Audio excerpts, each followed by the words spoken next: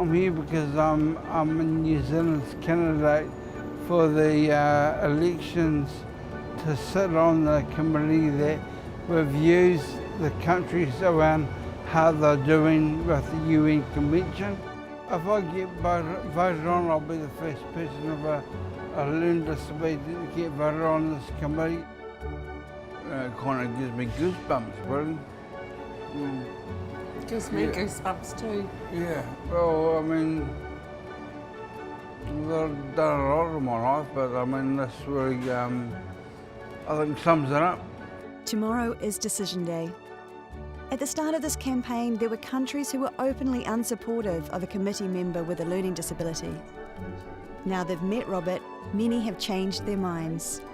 You know, when we first started the talks at the UN in New York about the rights of people with disabilities, and it's not about any new rights, it's about the same rights as all other citizens of our world that live in this world.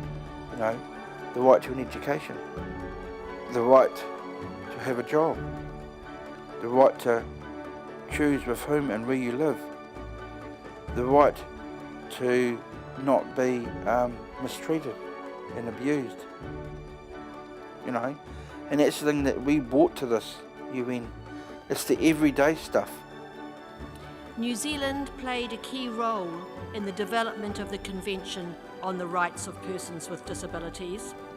Robert Martin, New Zealand's candidate for the CRPD committee, was one of those who walked the floors and pored over the draft text of the convention.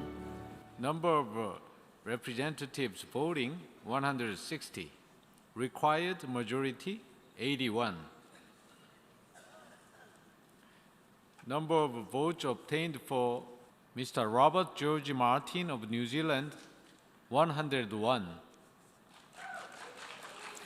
I declare Mr. Robert George Martin of New Zealand elected as members of the Committee on the Rights of Persons with Disabilities.